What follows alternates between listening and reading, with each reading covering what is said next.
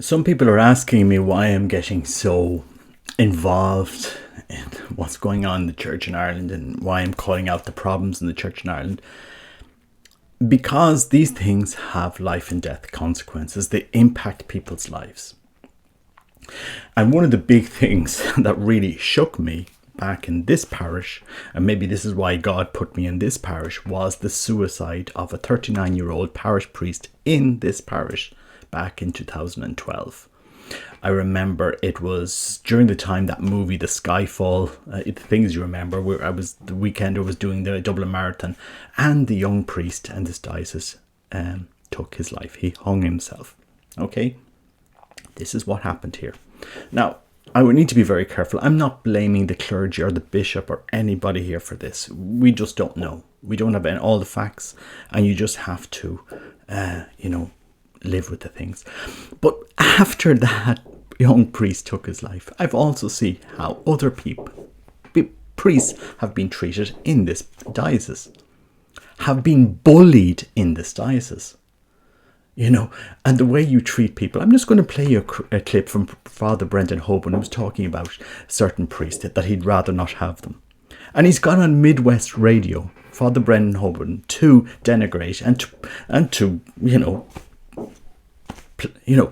give his views on traditional priests and young priests and all this. Now, if somebody made a decision to go on for priesthood, the family usually wouldn't be very happy about it, and usually the community would be disinterested in it, wouldn't feel they were supporting them or whatever. So it's very much the wind on the face of anybody now who's making a decision to become a priest, is really running counter to the culture of the day. In terms of the young priests, part of the difficulty we have is that we have very few vocations to the priesthood.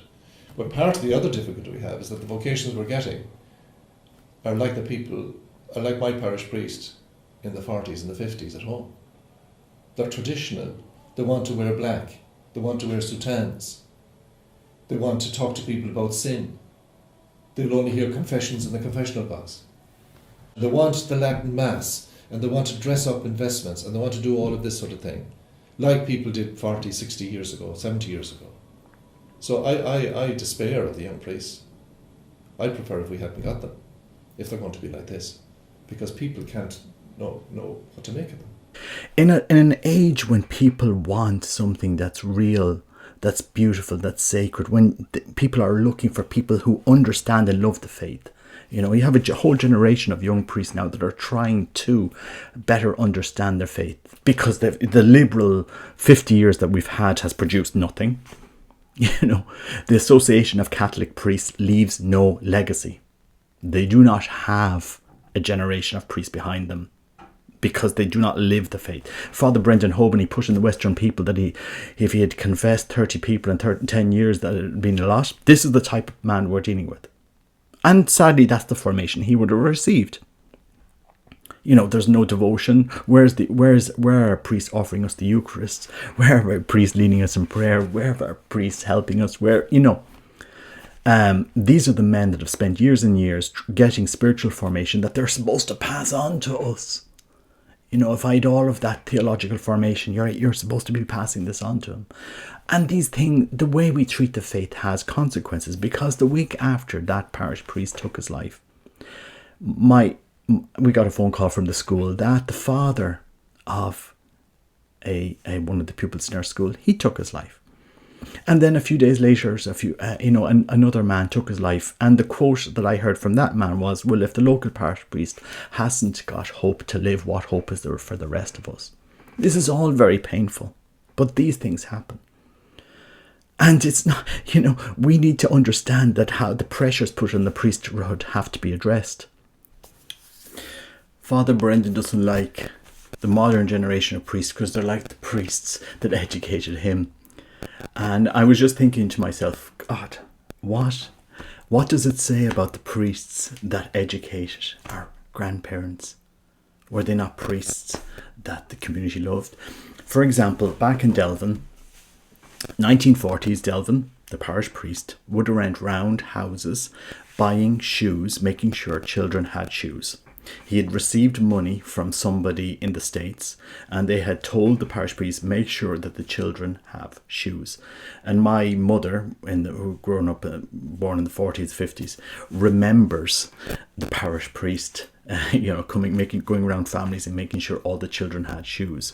She remembers that when he'd confess the kids, the parish priest would give them money, a penny or whatever, to buy sweets and stuff like this. This is what my mother remembers of the parish priests of the 1940s and 50s. These are the same priests that Father Brendan doesn't seem to want. You have to we have to live with the faith as something that is precious, beautiful, and that is drawing people back to understand who Christ is. And not this legacy of the Association of Catholic Priests, which, what have you left? And priests need to live by example, lead by example. They need to show that they're united. They need to show that they're, as a body of priests, that they can talk and work with each other, not shoving them down, not going on Midwest radio like Father Brendan does, and, complaining about young priests. You're 30, 40 years older. You should be encouraging them, helping them, mentoring them. Instead, you run off and then you go on media and just put them down. And we wonder why some priests are depressed, and we wonder why things happen the way they happened in this parish. We don't know, but we've seen it. I know priests that are depressed. I've seen it. And then we wonder what's going on. So this is why I'm passionate about, because people look to the priesthood, to priests who have given their life to God for hope. They look for them for encouragement, for prayer, for a blessing, and so forth. And sometimes you see these things happening, you're wondering, God, what's going on here? And you think since 2012, Father Brendan would be a little bit more generous and a little bit kinder and helpful to younger men that are going forward to the priesthood, that are trying to be priests. And so what if they want to identify with their priesthood and wear black? A Garda will wear his uniform, a nurse will wear her uniform. There's lots of people.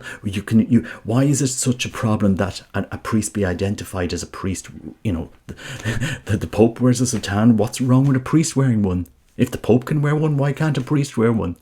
Do you know what I mean? What's the problem with a priest living and being identified as a priest? What's wrong with a priest teaching us Latin, which was the Second Vatican Council called for? Didn't ask us to abandon Latin. The Novus Ordo Missae, the new Mass, was issued in Latin. You can still have that Mass in Latin. What's wrong with that? Or do priests think that the laity today and the younger generation today were not capable of learning a little Latin or worshipping our Lord in a traditional Latin Mass? Don't insult the next generation as if we're stupid. Don't insult us. That's what we seem to be getting from a generation of priests now that look down on us as, why would you want that?